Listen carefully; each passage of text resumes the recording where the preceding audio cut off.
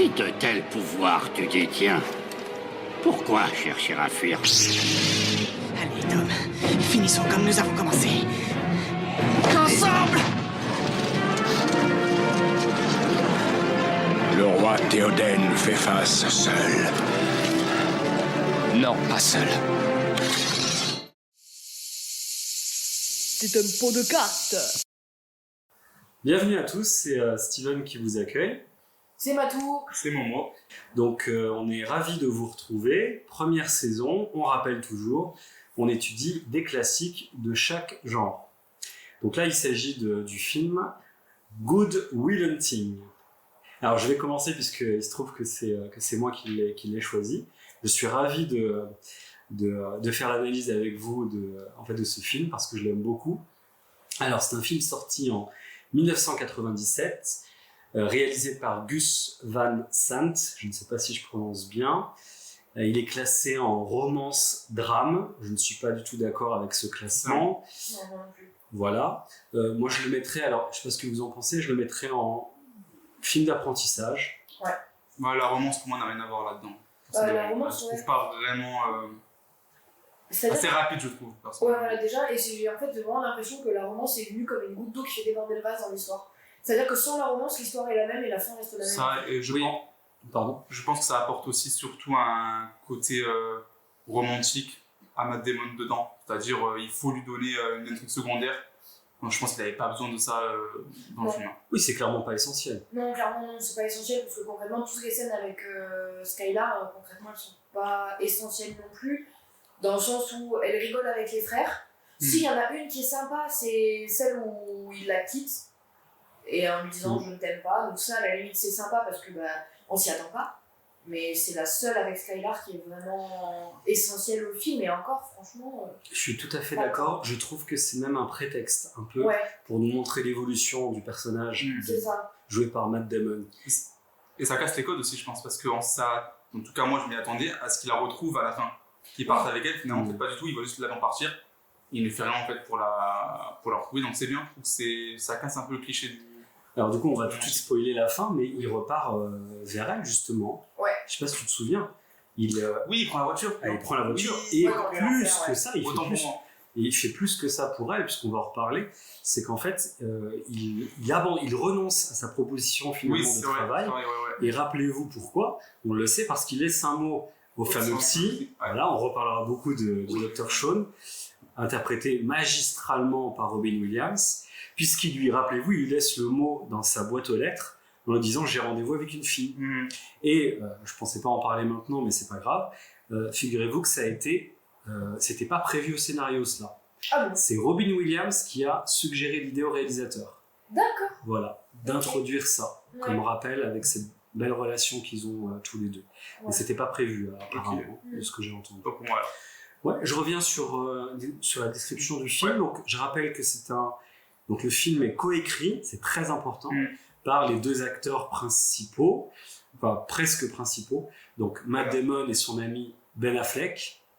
Alors, dans le film, Matt Damon s'appelle Will Hunting, et Ben Affleck, c'est son copain qui s'appelle Chucky. Rien à voir avec la poupée. Oui, heureusement d'ailleurs.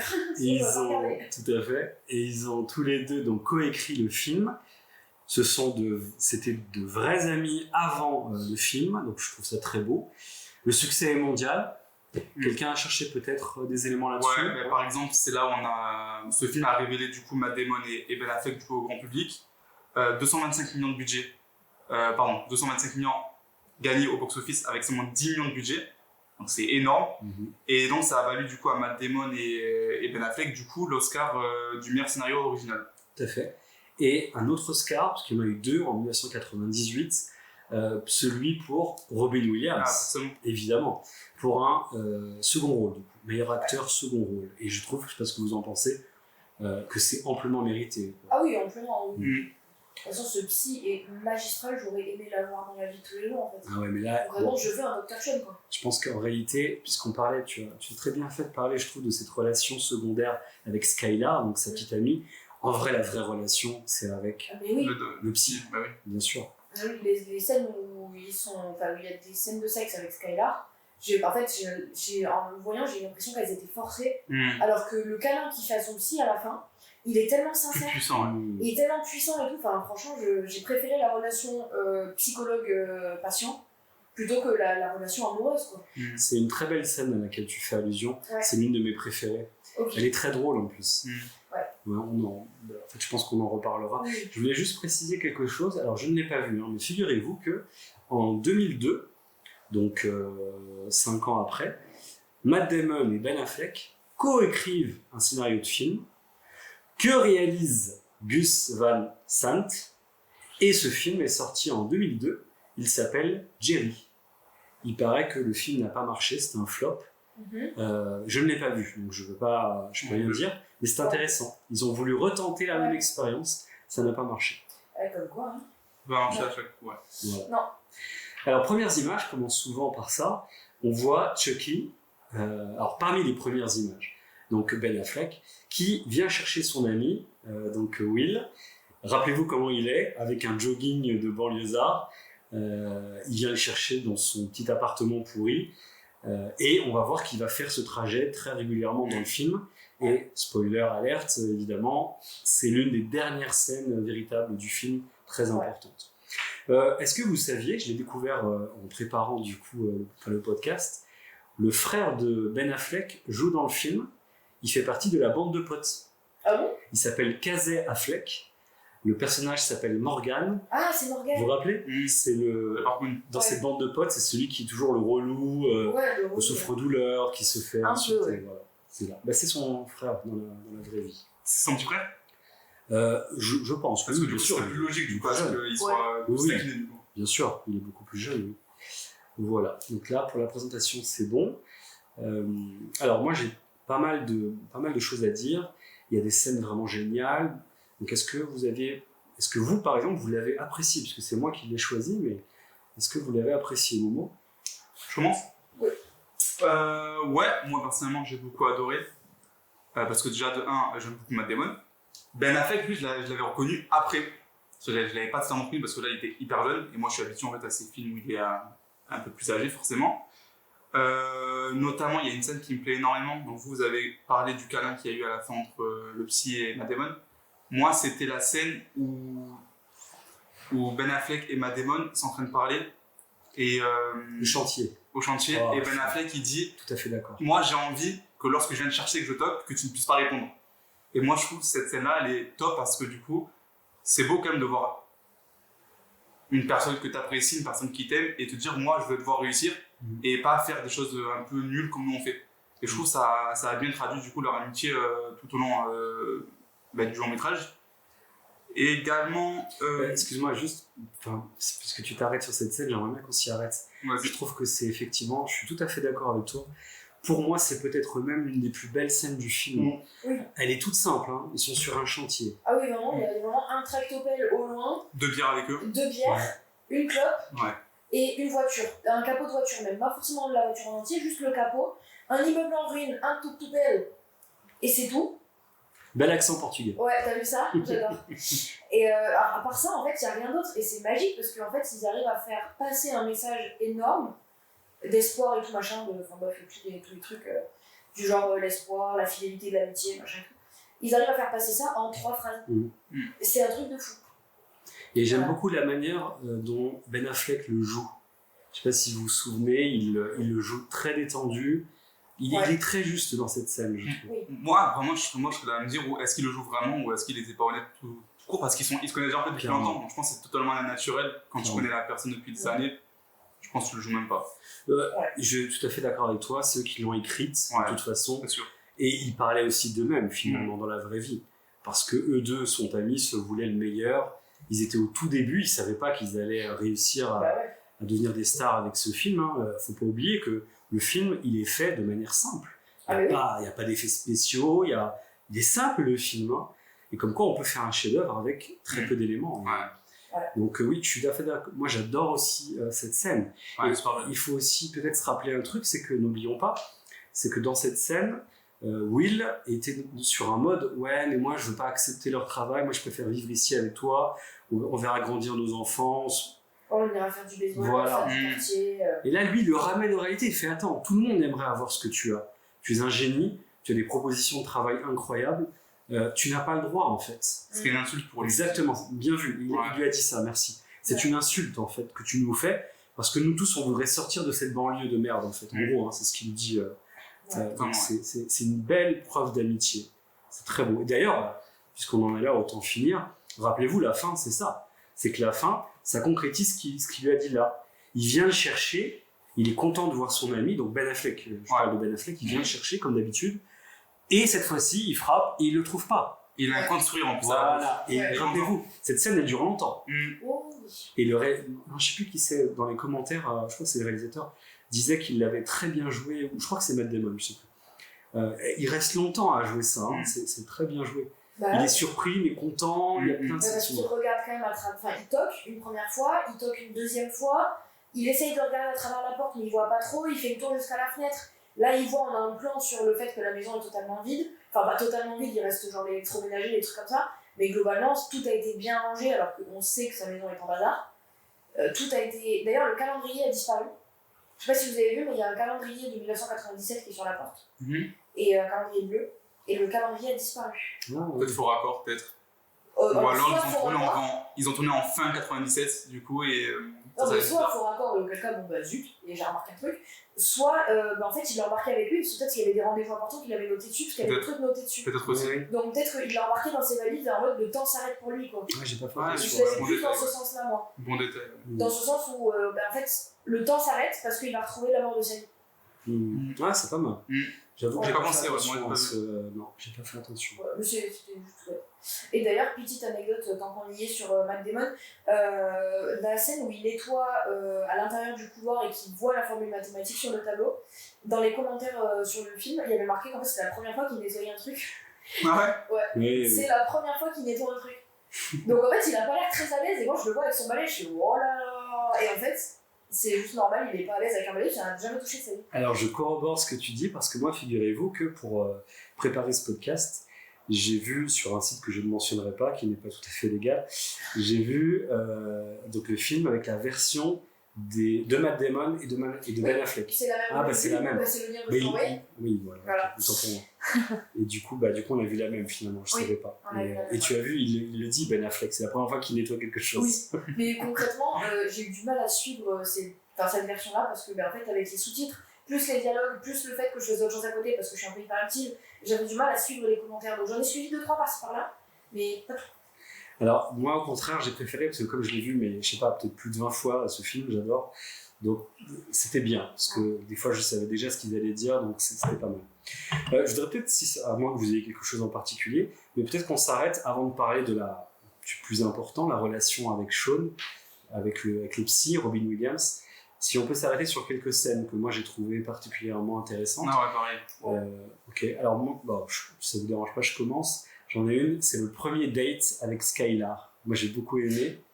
Ils sont en train de dîner, c'est le premier date, et elle lui dit mais dis-moi, tu aurais pas une idée derrière la tête comme tous les hommes, hein, en non. En fait, tu voudrais obtenir de ma part un bisou. Je dis pas comme ça, mais vous avez compris. Et il me fait rire. Il me dit non, en fait, j'avais plutôt l'intention qu'on baise. Et là, c'est très drôle.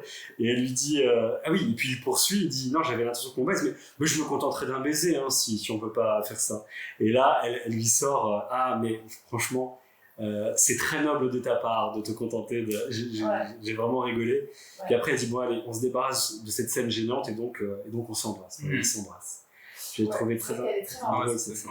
Et une autre scène qui se passe avant celle-là que j'ai bien kiffé, c'est toujours avec Skylar, du coup, et donc c'est juste après qu'il ait défendu son pote devant le mec aux cheveux longs. Je sais pas comment il se tu parles dans le bar, la scène du bar, oui, qui lui a fermé son petit caquet.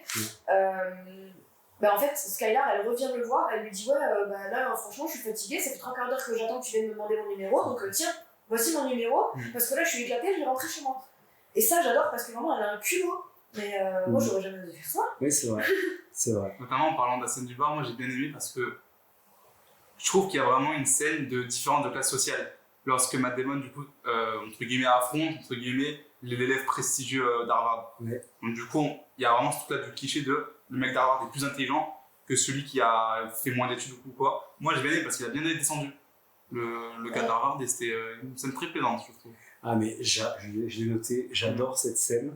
En fait, on voit que tout le film est traversé par le conflit de classe et toute la violence qu'il y a derrière. Chucky, en fait, ça commence par Chucky. Chucky tente de draguer le groupe de filles où se trouve Skylar, enfin les deux filles où se trouve Skylar, et en fait, tout de suite, il est repéré par ce type, par cet étudiant de Harvard, qui voit tout de suite que le personnage de Chucky est un banlieusard, donc il veut utiliser son savoir pour l'écraser. Bien sûr, Will va le défendre, Will c'est un génie, donc il va battre ce gars sur son propre terrain, c'est très beau. Mais regardez ce qui s'est passé après, double violence symbolique. Ouais, mais je sais pas du coup si tu vas dire comment il montre le numéro à travers la vitre. Ah non, ensuite, c'est après. Non, c'est avant. Non, c'est qu'en fait, parce que moi j'ai noté 2 violences symboliques dans cette scène. La première, c'est celle-ci. Le gars de Harvard, qui est issu d'un milieu très, très favorisé, ses parents lui payent ses études qui coûtent très cher, il le dit d'ailleurs, il essaye d'humilier Chucky. Will le défend. Mais après, c'est pas fini. Qu'est-ce que fait du coup le jeune d'Harvard? Vous savez ce qu'il dit?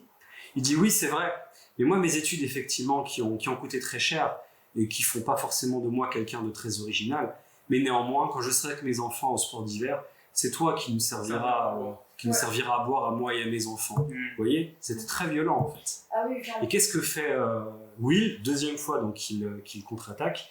Il dit oui, c'est vrai, mais moi j'ai ma dignité, puisque moi au moins j'ai mon originalité, je pense par moi-même. Et puis de toute façon, c'était un problème, on règle ça dehors tout de suite. Ouais. J'ai trouvé ça très fort parce qu'en fait, c'est vrai, on pourrait se dire oui, il est violent en fait. L'autre, il sait pas se battre et tout, mais en fait, il faut pas oublier quelque chose, c'est que dans cette scène, ce type de Harvard, il met la pression avec 2 grandes violences symboliques sur ces jeunes qui viennent en fait de banlieue en fait, qui a priori n'ont pas les mêmes armes. Et donc Will, il le bat 2 fois en fait, face à ces 2 violences symboliques. Et j'ai trouvé ça très fort. Et elle le comprend, Skylar. Parce que finalement, elle assiste à la scène. Elle aurait pu se dire, bah non, j'ai pas envie d'être avec ce type violent. Non, mais en fait, elle comprend tout ce qui s'est passé et elle voit qu'elle n'utilise pas justement son statut social pour écraser les autres. Et donc, elle trouve au contraire très valeureux ce qu'il a fait pour défendre son ami. Ah oui, clairement. D'ailleurs, petite anecdote, en parlant du coup de ce projet, Matt Damon, il a commencé ce projet comme un devoir universitaire à la base. Et il devait écrire une pièce en 1 acte pour un cours. Et ce qui s'était du coup transformé du coup en un script de 40 pages tout ensuite. Donc lorsqu'il a déménagé à Los Angeles, lui et avec Ben Affleck, ils ont du coup développé pour en faire du coup le film que l'on connaît. Donc à la base, ce projet était juste en fait un projet universitaire. Et une pièce de théâtre apparemment. D'un acte apparemment, juste une petite scène. Ok, intéressant. Alors, désolé de revenir là-dessus, mais j'y pense à ce moment-là. Bizarrement, et je sais pas pourquoi, tu as peut-être du coup quelques éléments, parce qu'ils disent dans la version qu'on a vue toi et moi, qu'en fait, la scène dans le bar, ça se passe pas du tout à Boston, ça se passe à Toronto, au Canada. Et je sais pas pourquoi ils ont tourné au Canada. Alors je sais pas non plus, mais sans doute pour avoir de la neige. À quelle scène? Dans le bar. En fait, bizarrement, l'extérieur, donc c'est bien Boston, puisque c'est censé être à Boston, banlieue et ville, mais quand ils entrent dans le bar, on n'est plus à Boston, on n'est même plus aux États-Unis, on est à Toronto en fait, apparemment au Canada. C'est ce qu'il expliquait dans la version. Il y avait peut-être un style de bar qu'il voulait. Et j'avoue, peut-être j'ai pas écouté, mais je sais pas pourquoi ils ont tourné à Toronto. Mais soit le style de bar, soit il a fallu du froid, et concrètement à Boston, il n'y a pas trop de froid quoi. Peut-être, je sais pas. Et Toronto c'est plus pratique. Pour avoir du froid toute l'année, au moins, il n'y a pas besoin d'attendre les mois d'hiver et encore en hiver à Boston, il doit faire quand même assez chaud. Possiblement, je sais pas. Bon, comme on parle de la sublime relation avec le psy, alors moi j'aimerais commencer en disant que j'ai trouvé très pertinent de la part des scénaristes. Et je ne sais pas si vous vous souvenez, mais au départ, le professeur Lambeau, on n'a pas encore parlé de lui. Ah oui, Gérald. Donc c'est le Gérald Lambeau. Qui jouait le prof de maths. Ouais, le prof. Qui jouait par Stellan Starngrad, je crois. Ah, je sais plus, j'ai pas relevé. Attends, alors Stellan, c'est son prénom, ça c'est sûr. Ouais, mais Starngrad, je crois qu'il s'appelle en nom de famille. C'est bon acteur d'ailleurs. Alors, donc dans le film, c'est un grand mathématicien, puisqu'on nous dit qu'il a la médaille Fields. Ouais. Je sais pas si vous savez, mais... Médaille qui est tous les 4 ans, non? Ouais, tous les 4 ans, et c'est l'équivalent du prix Nobel de maths, puisque le prix Nobel de mathématiques n'existe pas. Voilà. Apparemment, ça viendrait d'un conflit entre Monsieur Nobel, qui est une question de femme aussi. Bon, bref. Je sais plus exactement, vérifier. mais je ne mène pas les conflits des anciens. Et donc voilà, c'est l'équivalent du prix. Ah oui, et petite info aussi, on ne peut pas l'obtenir apparemment. Il faut l'obtenir avant 40 ans. Si tu dépasses 40 ans, tu ne peux plus avoir la Je sais Mega Fils. Ouais. C'est ce qu'on m'avait expliqué. Bref, donc c'est l'ami du psy, interprété par Robin Williams, et il décèle le génie de Will en fait. Voilà. Et c'est lui qui va présenter à Will, en le sortant de prison, hein, tout simplement, parce qu'il voit en lui un génie, il a raison. Il va lui présenter, rappelez-vous, il lui présente plusieurs psys, ça se passe très mal. 6. Voilà. 5 ou 6. Et ça, je trouve que c'est une bonne idée, de pas tout de suite introduire Robin Williams, voilà. Et finalement, au bout de, je crois que c'est le 5e, Le 5e aussi. voilà. Et là, il lui présente Robin Williams. Première scène, vous vous rappelez? Oui, il parle de sa femme. Ouais, il lui parle de sa femme en voyant un tableau avec un petit radeau, une silhouette dessus qui est en train de ramer à contre-courant sur une mer déchaînée. Et du coup, moi j'avais compris directement que ça venait d'une femme quelconque, parce qu'en vrai, les couleurs chaudes et tout ça, le bleu cyan et tout ça, je me suis dit, le bleu cyan et le magenta, généralement en peinture, c'est quand tu fais un rappel à une femme et généralement qui est décédée. Parce que le cyan, c'est la couleur du décès, le magenta, c'est la couleur du deuil. Donc, bon, je me suis dit, il y a forcément quelqu'un qui est décédé là-dedans, et c'était de dos, on dirait une femme. Donc je me suis douté quand même, grâce à mon analyse de la peinture, qu'il y avait quand même une femme derrière. Et quand il explique ce que c'est, déjà je suis trop forte, et de deux, c'est génial, parce que en fait c'est vraiment un truc où en fait Will s'est éperdument moqué, en disant en vrai t'as fait du coloriage, t'es naze, en vrai de toute façon ça représente rien, la peinture c'est de la merde. Et en même temps, il a même fait une vanne aussi, je crois, sur, je sais pas si c'était là ou dans une scène plus tard, mais il lui a fait une vanne en lui disant ah bah dis donc t'es artiste, fais gaffe parce que j'en connais qui s'est coupé l'oreille, ça ne doit pas tarder pour toi. Mais j'ai pas compris ça justement. Bah couper l'oreille, c'est un rapport à Van Gogh. Ouais, bon, Il est devenu fou à cause de sa peinture. il a même dit, je crois, oui, on te mettra. Toi aussi plus tard, tu auras l'oreille coupée. Il dit pas ça Non, je crois qu'il lui a dit un truc du style de toute façon je vais aller à Aix-en-Provence, et du coup, parce que c'est à Aix-en-Provence Ah qu'il oui, fait couper l'oreille. d'accord, je l'ai pas. Aix-en-Provence, c'est un village à côté. Dans le sud de la France. Dans le sud de la D'accord. France, c'est sûr. Ouais. Et il a dit ouais, j'irai passer ma retraite dans le sud de la France, comme ça au moins je me couperai l'oreille tranquille. Ouais, c'est ça. D'accord. Mais c'est rapport à Van Gogh. Ok, bah tu vois, j'avais pas la ref. Merci. Et d'ailleurs, il a passé son temps, pas uniquement sur la peinture, sur les livres, sur... Oui. En fait, il a voulu le dézinguer du... Ouais. Sauf que le problème, c'est qu'il touche à la chose la plus sensible qui soit. Et qu'est-ce que fait le psy? Il l'étrangle. Ah mais littéralement. Voilà. Donc il le pousse à bout. Ouais. Mais après, donc son ancien ami, il lui dit bon, je comprends si tu veux pas t'occuper du petit et tout. Il fait allez, tu as rendez-vous la semaine prochaine, jeudi à même heure. Je dirais 14 ans. Ouais, il poursuit donc. Après, ils se revoient. Et Dans là, le parc. très bonne idée. Vous vous rappelez, à peine Will arrive, donc Robin Williams, Sean sort son manteau, il dit viens, on sort. Ouais. Parce qu'il a compris qu'en fait, Will n'est pas un cas, c'est un cas particulier. Ouais. Et que le cadre déontologique habituel d'une séance, ça suffira pas pour lui. Donc il l'emmène à l'extérieur. J'ai trouvé ça très pertinent. Ah oui, extrêmement pertinent. Et surtout le fait qu'il ne laisse pas Will parler, juste il lui dit des trucs. Et après il lui dit maintenant tu vas réfléchir à ça, et il s'en va. Oui, C'est alors super moi fort. j'ai repéré ce dont il parle. En fait, il lui parle, j'ai relevé deux choses. C'est qu'en fait, il sait qu'il faut que Will accepte la relation avec un psy, en fait. Et donc là, il va le déstabiliser, mais pas négativement, c'est pas contre lui. Non, c'est Voilà. pour lui au contraire. C'est ça. Il va lui montrer quoi? Première chose, que il parle de beaucoup de choses, mais il a rien vécu, véritablement. Ouais. Il lui dit, tu pourrais me parler de Léonard de Vinci ou de... Ouais. Mais tu n'as jamais vu la chapelle Sixtine. Tu n'as jamais senti cette odeur si particulière que dégage le plafond de la chapelle Sixtine. Exactement. Et ça, c'est la première chose. Donc en gros, quelque part, t'es un petit con qui connaît pas grand-chose à la vie. Deuxième élément, il lui dit, mais tu as peur, en fait. Ah oui. Tu as peur de me parler. Et donc ça blesse aussi un gros ego et il le laisse, tu as raison, comme ça. Ouais. C'est très fort. Mais c'est beau parce que moi je trouve que du coup le psy il partage ses propres blessures juste pour se rapprocher de Will. En mode, tu vois, je suis un peu comme toi aussi. Ça aussi pas mal. Je suis mais tout à fait d'accord. Ouais. Ouais, c'est pour vraiment du coup établir une relation de confiance et que Will se dit ah en fait ouais il est pas comme les autres.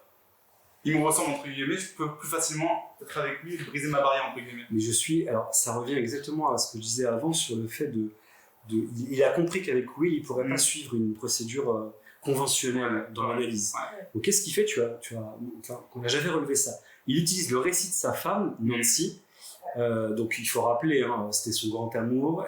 Elle a eu un cancer et elle est morte. Donc 3 ans de soins palliatifs du coup. Voilà. Et en plus, on l'apprend qu'il a gâché sa vie universitaire, sa carrière, à cause de ça, parce que pendant 3 ans, Ouais, c'est il me 3 ans. semble que moi j'avais entendu 6 ans qu'il restait paralysé, là, je sais pas, enfin, bref. En tout cas, ça l'a beaucoup affecté. Donc si ça se trouve, il a fait 3 ans de deuil. Voilà. C'est pour ça que De toute façon, c'est plus que 3 ans. De toute 3 ans façon, sur un palliatif et après peut-être 3 ans où il a rien fait. tout à fait. Après, je sais pas. Et en fait, il va effectivement, malgré tout, même s'il sait que c'est un sujet sensible, puisqu'il a étranglé pour ça, mais après, lui aussi va s'ouvrir. Et donc, il va parler de sa femme. Il va parler. Et donc, tu as raison. En fait, il a compris qu'il fallait sortir d'une relation de psy ordinaire.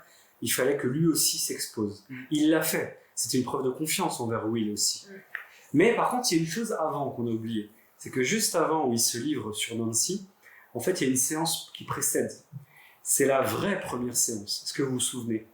Il est dans son cabinet et Will ne parle pas. Ah, mais je pensais que c'est pas après. Non, avant. Ah merde. Non, c'est après que, comme le dialogue s'est vraiment installé, là, il lui raconte le fameux match de baseball avec sa femme et Oui, tout. c'est vrai. Mais avant, non, il parle pas. Il regarde l'heure en fait en plus. Il regarde l'heure et apparemment, on nous explique que, enfin, si je me souviens, qu'il y a eu plusieurs séances où il n'a pas parlé. Parce que rappelez-vous, il va voir Lambeau, il lui dit, bah pour l'instant, on n'a rien commencé parce qu'il parle pas. Il dit, mais pourquoi il parle pas Il bah, parle pas de lui, quoi. Voilà. Il parle d'autres trucs, mais il parle pas de lui. Et vous vous rappelez, ça dure longtemps. Et à un moment donné, il se décide. Et comment il commence, vous vous souvenez? Ah, je sais plus exactement. Il lui dit une blague. Ah oui, si, c'est vrai, c'est la blague de l'hôtesse de l'air. Ouais, c'est vrai. Exactement, avec le pilote d'avion Ouais. et le café. Ouais, c'est ça. En gros, c'est le pilote d'avion, enfin pour la Et tu veux vraiment la raconter? Ouais. Alors, on prévient les auditeurs, c'est une blague C'est une blague un peu misogyne, Ouais. très beau. Non, en gros, c'est le pilote du coup qui fait son annonce habituelle en mode attachez vos ceintures, on va bientôt décoller, nanana. Et Il oublie. sauf qu'il oublie d'éteindre son micro. Et il dit à son copilote, oh putain, l'hôtesse de l'air, franchement, elle me taillerait bien une pipe, franchement, si elle pouvait venir avec le café, ce serait cool. Donc l'hôtesse de l'air qui entend ça, qui y va pour leur dire, éteignez le micro les gars, genre au bout d'un moment, éteignez. Il y a un Et passager. il y a un passager qui dit, hey, oublie pas le café, hein. Je savais plus qu'ils avaient l'accent du sud. Non, ça c'est dans moi la qui ai blague. inventé ça. Ah ouais, c'est bien Mais les oui, il a remixé Oui. la blague parce que du coup il l'a remixé en étant lui-même dans l'avion alors qu'il n'a jamais pris l'avion de sa Tout vie, il à a fait. fait de Boston. Alors, juste pour que tout le monde comprenne, donc, non, en fait, c'est pas Will.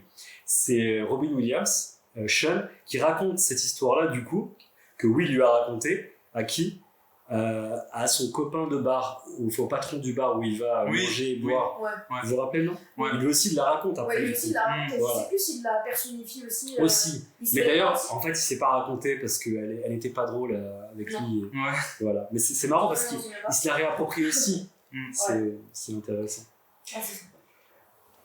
Qu'est-ce qu'on disait avant là? Oui, alors donc il s'interdit de parler et finalement il commence à parler avec cette blague. Et c'est là qu'il s'ouvre et c'est après qu'il lui raconte l'histoire avec sa femme et sa Ouais. première rencontre dans le match de De baseball. de football américain. Il- Non, baseball. Baseball.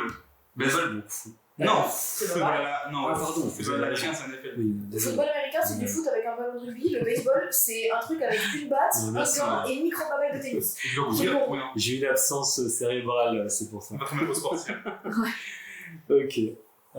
Très bien. Donc, très belle relation qui commence à se nouer. Finalement, Will accepte. C'est pas dans cette scène où Will dit à Sean, ouais, attends, mais t'es fou, t'as raté ce match de baseball, une Si. grosse finale. Tout à fait. Pour Tout une à femme. fait.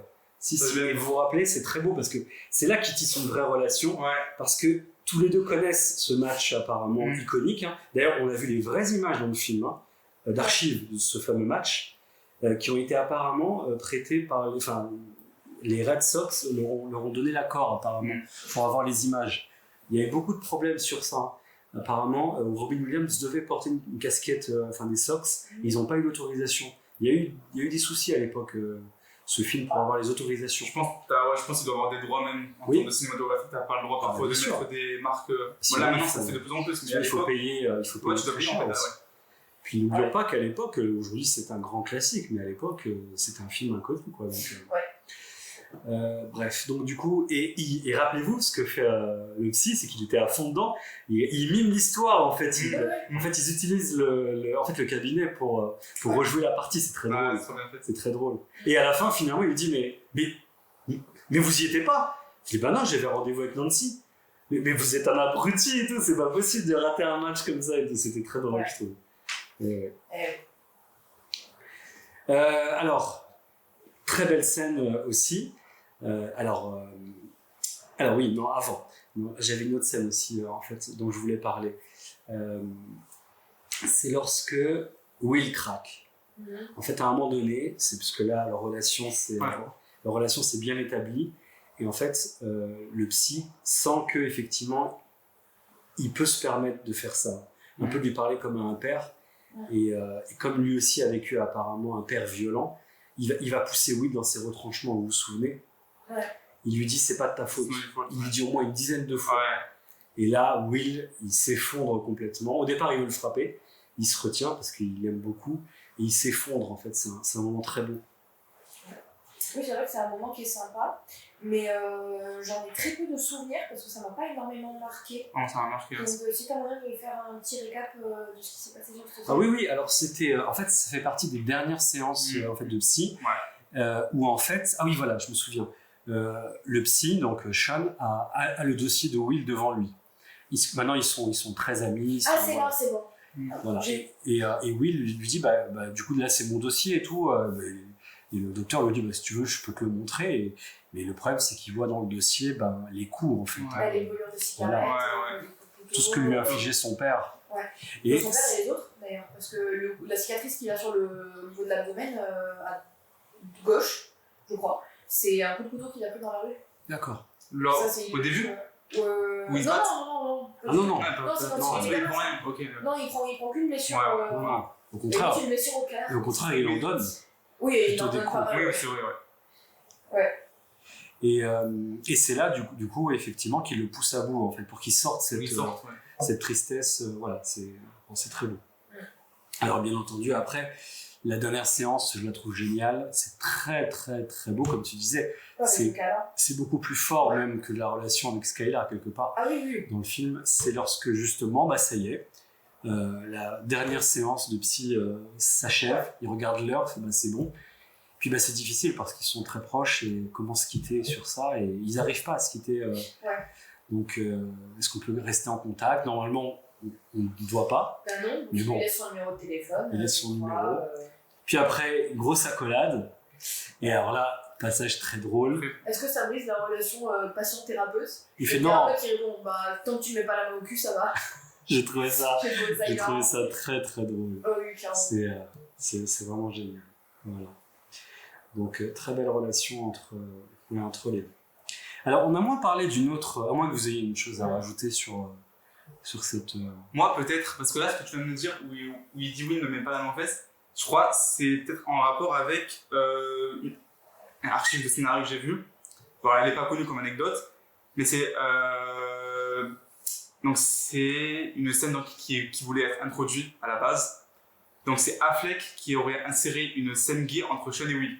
À la base du scénario, une scène d'amour gay entre Sean et Will, à la phase 60 d'ailleurs, pour tester si les producteurs, du coup, lisaient vraiment leur script. Donc ils vont vraiment mettre une scène vraiment exprès.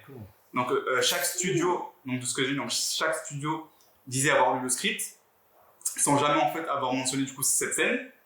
Seul Harvey Weinstein l'a remarqué en disant « J'ai une seule grosse note sur le script, page 60, les deux personnages principaux hétérosexuels en une scène de sexe. Qu'est-ce que c'est que ça ?» Donc c'est ainsi. Donc il n'y a que Harvey Weinstein. Qui avait rendu pour remarquer cette scène.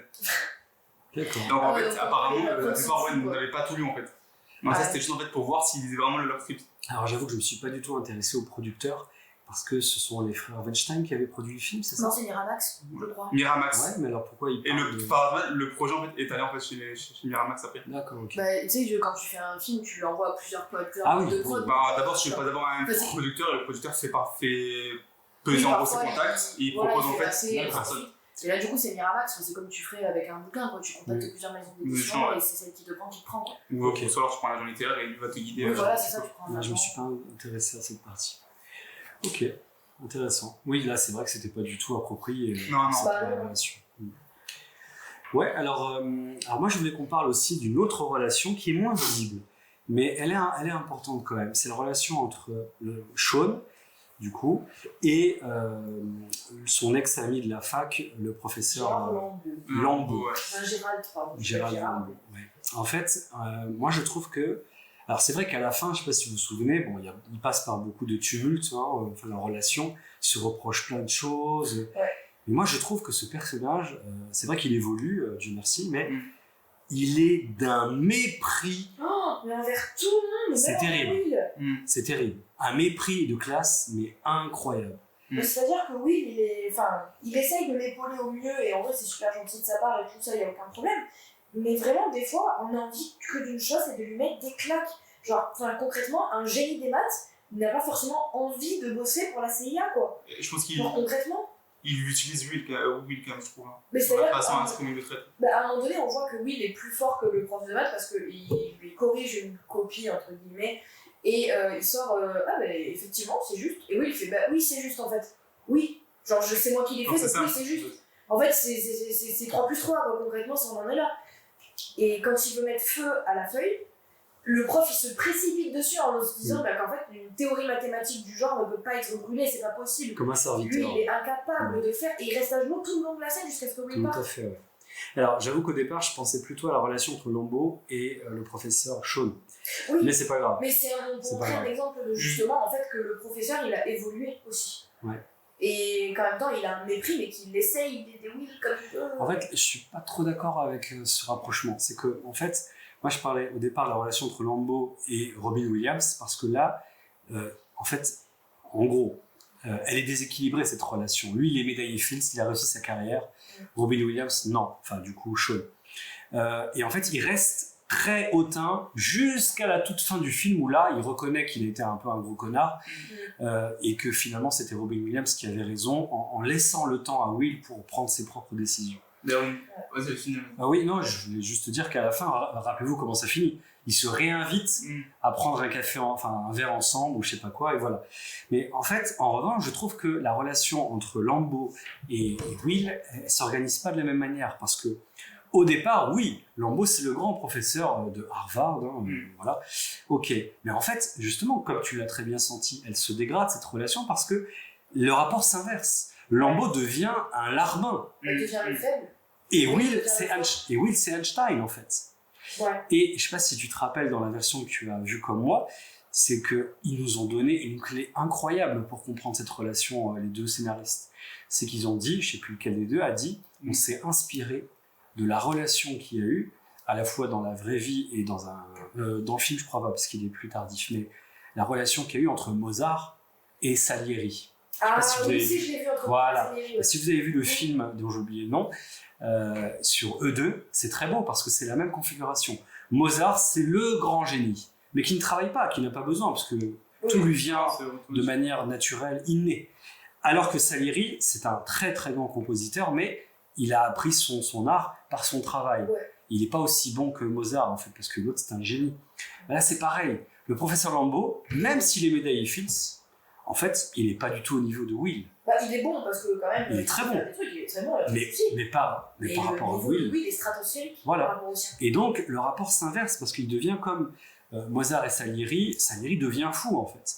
Parce qu'il voit le talent incroyable de Mozart, mais il ne peut pas lui arriver à la cheville. Et en même temps, il l'aide en même temps. Là, c'est pareil. Lambeau aide donc Will, mais en même temps, il aide sa propre finitude. C'est ça. Puisque Will le dépasse largement, en fait. Ouais. Et comme tu dis, à la fin, tellement qu'il vient à pleurer, limite à genoux. Oui, bah oui. Mais c'est-à-dire que financièrement et au niveau du réseau, c'est Lambeau qui a le lead. Concrètement, c'est vraiment, il est à fond parce qu'il a un réseau d'un carnet d'adresses de malades, qu'il a des sous, on n'est plus en pouvoir, qu'il a une influence même politique parce qu'il arrive à sortir un gars de prison quand même. Donc il a une influence politique alors qu'en fait, au niveau intellectuel, c'est Will qui défonce tout. Et comme quoi, des fois, il n'y a pas forcément besoin d'avoir de l'argent, des amis avocats, des amis préfets, des amis prêtres, des amis machin, pour réussir dans la vie, parce que la preuve, il a bien réussi, il a eu son cadeau d'anniversaire, il était très content. Oui, sa voiture, il est super content, c'est ses potes qui lui ont tapé et tout. Il est trop content d'avoir eu sa bagnole, alors que vraiment, c'est un taco qui vaut 200 balles, quoi. C'était un beau passage, je trouve. Oui, c'était un très beau passage, mais il est trop content. Et du coup, grâce à ça, il peut aller retrouver Skylar. Quoi demander de mieux? Une belle preuve d'amitié, ça, je trouve aussi. Hein. Ils ont retapé une. En plus, je sais pas si vous vous souvenez, mais quand il découvre son cadeau, donc tu te dis, voilà, il est heureux et tout. Et en même temps, il dit, c'est la bagnole la plus éclatée que j'ai jamais vue, la plus moche, je sais pas, c'est très drôle. Mais c'est très beau comme. Oui, c'est beau. Il dit, c'est un beau moteur, on l'a travaillé. C'est un V6. C'est un V6, ouais, tout à fait. Et Ouais, écoutez, moi, je suis pas objectif parce que j'adore ce film. Ouais. Je l'ai vu peut-être 20 fois, je sais pas. Ah oui, il y a vraiment. Quelqu'un d'aussi psychopathe que moi avec les films. Ah non, mais là, pour le coup, depuis qu'on a commencé ce podcast, lui, il est sur ma shortlist, hein, vraiment. Je suis enseignant, donc tous les enseignants, a priori, s'identifient à ce film. Il y a une relation très... En fait, c'est l'émancipation. Parce que du coup, voilà, c'est ça, je me souviens, j'ai pas terminé. Relation entre Sean, cette fois, et Lambeau. En fait, regardez la différence de regard qu'ils ont tous les deux sur Will. Rappelez-vous ce passage, cette scène importante. On est au milieu à peu près du film, ils se rencontrent dans le bar de Sean. Tout le mépris de classe, parce que lui, il vient jamais dans ce type de bar. Il parle avec le patron du café, on voit qu'il y a un gros décalage social et tout ça, machin. Il est très méprisant sur ce qu'il dit à Robin Williams dans cette scène. Et rappelez-vous, leurs différends concernent Will.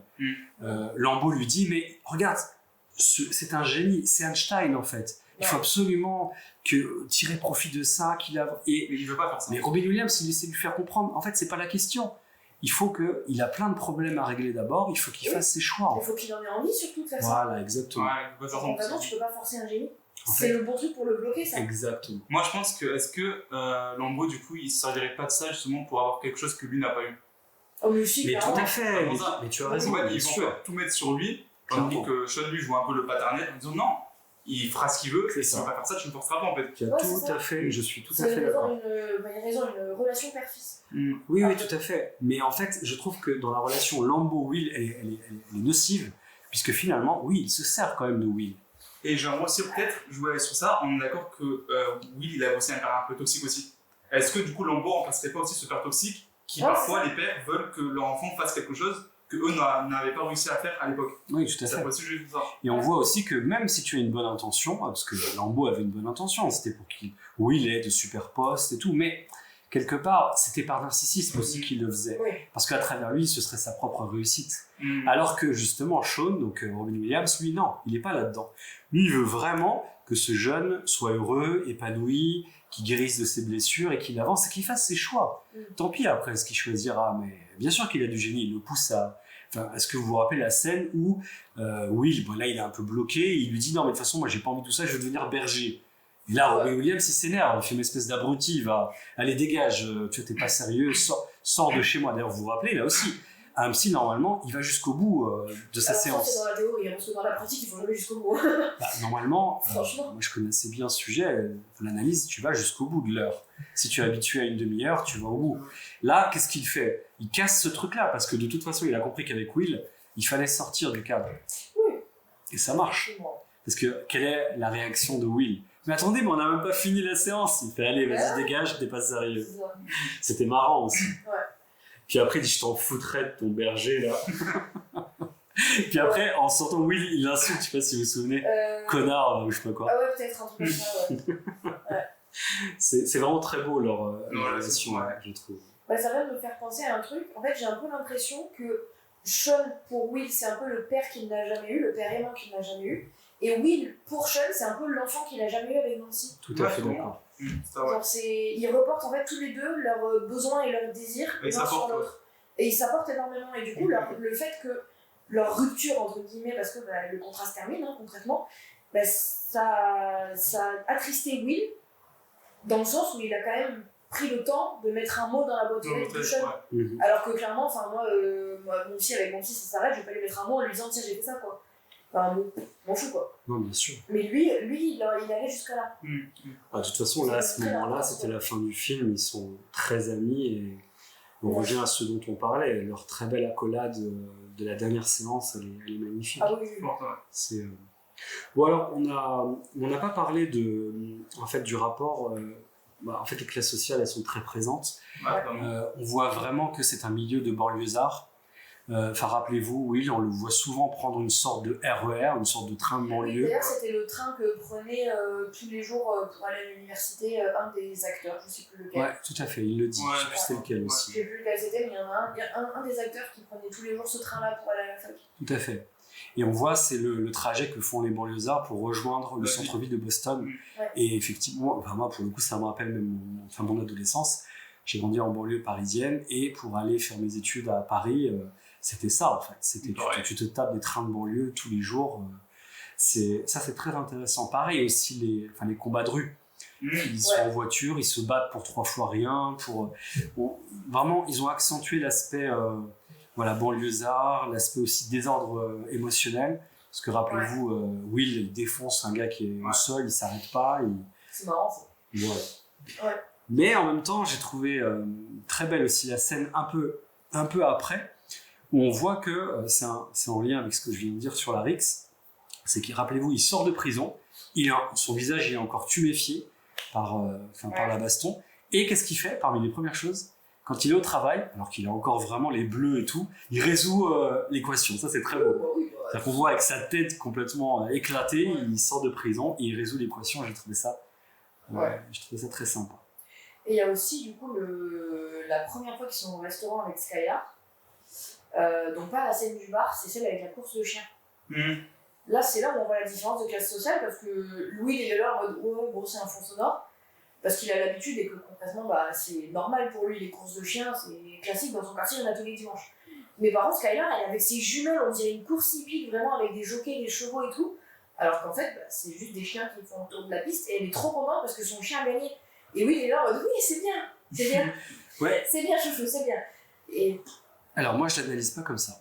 Parce qu'en fait, attention, là, c'est pas n'importe quel, c'est pas des pitbulls qu'on fait se battre entre eux comme non. Là, c'est des lévriers. Oui. Au contraire, non, ça vient plutôt de la haute société en fait, ces courses-là. Ouais. Oui, bien sûr, c'est l'inverse. En fait, lui, il est pas dans son milieu, il l'accompagne. C'est elle qui justement fait quelque chose de sa classe sociale à elle. Et en revanche, si tu as décelé cet enthousiasme qu'elle a, en fait, je sais plus si c'est le réalisateur qui le dit, ou les co-scénaristes, il explique. C'est qu'en fait, le réalisateur, pour mettre Skylar, donc j'ai oublié son vrai nom, le personnage de Skylar, dans cette euphorie, en fait, ils ont véritablement parié elle a vraiment parié son propre argent dans cette course. Et elle a véritablement, là c'était un coup de bol, elle a gagné, c'est son lévrier qui a gagné. C'est pour ça qu'elle est très contente dans le film. Parce qu'elle a vraiment gagné du fric. Parce que lui, il est vraiment en mode c'est bien. Et lui, il s'en fout. Lui, il s'en fout, il s'en fout parce qu'il a pas parié en fait. Et parce que lui, il n'est pas habitué au contraire justement à ça. Et voilà, c'est pour ça. Ok, non, je l'avais pas du tout interprété comme ça. C'est vrai que... bon. Écoutez, moi j'adore ce film, mais personnellement, je pense que j'ai fait en tout cas personnellement le tour du film. Et ben moi ça va étonner tout le monde, mais vu comment j'ai été enthousiaste dans ce podcast, j'ai pas aimé le film. Ok. Voilà, mais pour des raisons qui sont vraiment juste, en fait ce film est excellent, ça y a pas de problème, les plans caméra sont réussis, les dialogues sont totalement réussis, le jeu d'acteur est super, c'est juste que c'est pas du tout mon genre de film et que concrètement je le re-regarderai pas. Genre je l'ai regardé en 2 fois parce qu'en vrai j'en avais marre et que au bout d'1 heure j'étais en mode mais tiens si je faisais ça, tiens si j'allais sortir, tiens si je faisais machin. Donc en fait je l'ai regardé en 2 fois parce que j'arrivais plus à suivre parce que j'étais pas dedans tout simplement. Donc c'est vraiment pas mon genre de film, mais je reconnais qu'il est excellent et que vraiment il y a aucun problème. Oui, après il est vraiment excellent, il mérite ses récompenses, le scénario est excellent. 2 Oscars. 2 Oscars. Ouais, c'est pour ça il mérite totalement ses Oscars, il y a pas de Golden Globe. Golden Globe, ouais. Je sais pas. Mais écoute, après les goûts et les voilà, couleurs. Voilà, c'est ça, c'est les goûts et les couleurs. Je reconnais qu'il est extrêmement bien fait et que du coup il peut plaire à beaucoup de monde. Mais moi, ça m'a pas plu plus que ça. Voilà.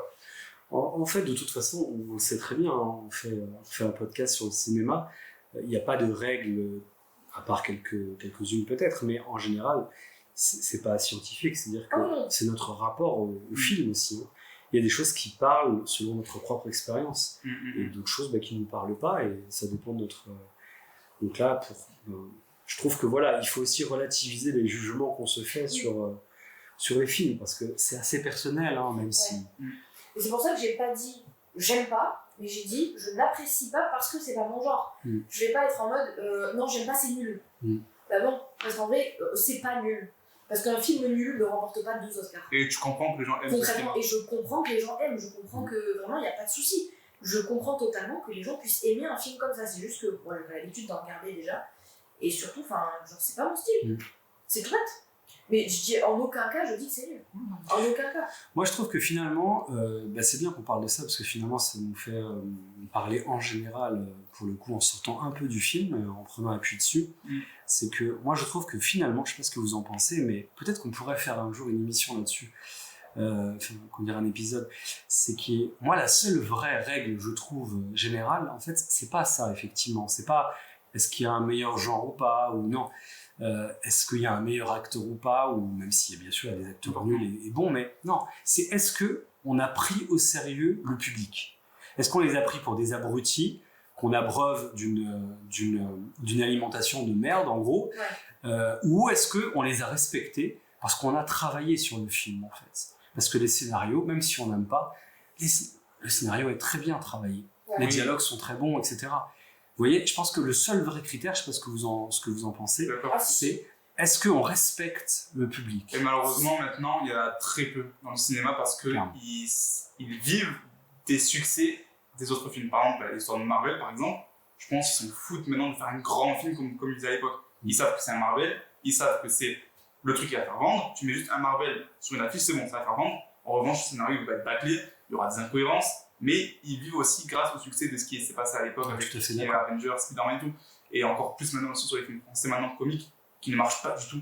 Complètement. Et que les gens demandent d'arrêter et de faire des films comme Le Comte de Monte Cristo, que j'aimerais bien faire d'ailleurs. Qui est pour moi, voilà, est un exemple. C'est pas mal, tu vois. Non. Je trouve que maintenant, il y a pas maintenant des cinéastes, on s'en fiche un peu malheureusement. Bah, je crois que c'est ce qu'on avait dit sur Maman, j'ai raté l'avion. Que justement, en fait, c'était un. Enfin, sur Maman, j'ai raté l'avion, je refais un petit truc qu'on avait. Enfin, un petit résumé de ce qu'on avait dit. Mais je crois qu'on avait dit que justement, le film ne se moquait pas de son auditoriat. De son auditoire, pardon. C'est pas auditorial du tout. Ne se moque pas de son auditoire, mais par contre, que même si le dialogue et machin est bien écrit, bah, en fait, ça peut ne pas plaire. Je crois que c'est ce qu'on avait dit sur Maman, j'ai raté l'avion. Donc, ça fait 2 films qu'on dit ça.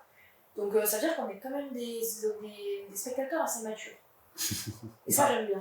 Après, il y a aussi le contexte aussi des dates, c'est pas aussi la même époque, tu vois. Oui, c'est pas à l'époque, tu vivais moins sur le succès de ce que tu faisais avant. Parce que tu n'avais peut-être pas fait pareil que maintenant. Oui, vraiment. Bah, il y a aussi un autre problème dont on n'a pas parlé, c'est les effets spéciaux. Oui. C'est qu'en fait, aujourd'hui, ils prennent, pour ce genre de film dont tu parles, ils prennent tellement de place que les acteurs n'ont même plus besoin de jouer en fait. Ils sont derrière un écran vert et oui. En comparant le budget, regarde là, on est quand même sur 10 millions et ça marche très bien. Et toi, tu vas mettre 400 millions et ça fait un flop. Je pense que t'as pas besoin pour faire un bon film. Je pense que pour faire un bon film, t'as juste besoin d'un acteur, d'un bon scénario, t'as une morale, quelque chose, et tu prends pas les gens pour les débiles quoi. C'est le plus important. Et puis il faut pas oublier que aussi il y a une question de la durabilité, c'est que pour moi, regardez, ce film est quand même déjà un peu ancien, 97, voilà. Il a très bien vieilli. Allons même encore plus loin, j'aimerais un jour, on en parlait en off avant, j'aimerais un jour qu'on fasse dans notre saison 1 des classiques, moi je suis un grand fan de Chaplin, qu'on fasse un Chaplin au moins. Parce que regardez... S'il n'y a pas de Chaplin là, c'est bizarre. Bah clairement, mais regardez, plus de 100 ans plus tard, quoi. C'est encore des grands films. Donc, c'est ça aussi l'aspect durabilité, c'est que, tu as cité effectivement l'exemple des Marvel, hein, c'est des caricatures de ce point de vue-là, mais est-ce que dans 10 ans même, des gens les auront encore dans leur médiathèque, s'ils en ont une, pour les revoir? Je suis pas sûr en fait. Après, Chaplin, tu vois, c'est. Il y a un terme pour dire un truc, je me rappelle plus que. Ben, Chaplin, il y a un dessin animé Chaplin maintenant. En fait, c'est une série de petits dessins animés très courts. Ou c'est. Non, c'est peut-être Mr Bean. Ah non, je suis trompée, c'est Mr Bean. Ouais, non, je suis trompée. C'est pas pareil. Mr Bean, c'est le clone, je pense. Oui, mais concrètement, c'est la même chose. C'est le même style, je pense. Attention, parce que là, vous touchez un truc de sacré pour moi. Ah non, mais je suis totalement d'accord que Chaplin est au-dessus, mais ils sont inspirés de Chaplin. Mr Bean, c'est largement inspiré de Chaplin pour faire ce qu'il a fait. Le problème, c'est que je connais pas assez, je suis pas fan de Mr Bean. Parce que Mr Bean, je pense que c'est un peu la version un peu britannique. J'ai jamais adhéré en fait, perso, je sais pas. Il y a moyen que ce soit l'un la version américaine et la version britannique en fait. Mais concrètement, je pense que c'est les mêmes génies. C'est les mêmes fadas. Concrètement. Ouais, mais pour moi, on peut pas comparer. C'est intergénérationnel, quoi. Ah oui, ok. Oui, par rapport à ça. En fait, moi, par exemple, ce qui est plus intergénérationnel, ce serait dans ce cas-là, South Park. Oui. Tu vois, beaucoup plus. Le Simpsons aussi, incroyable. Bien sûr. Non, pardon, excusez-moi. Non, je voulais dire les Simpsons plutôt, pardon. Simpsons, c'est incroyable. Je ne tape pas les 125 milliards de saisons, je veux le dire, je ne veux pas podcast là-dessus. Ouais, ils sont loin. Voilà. Voilà, parce qu'ils sont très Ils sont très loin. Pour le coup, j'aurais rien à dire parce que j'ai jamais On adore. regardé en Et puis fait. c'est une overdose de la couleur jaune après, donc non, c'est mort. Bref, en tous les cas, voilà, si on revient à la durabilité, c'est que vous vous rendez compte, plus de 100 ans après, des jeunes, enfin d'aujourd'hui, enfin des enfants aiment Chaplin, des adultes, Ouais.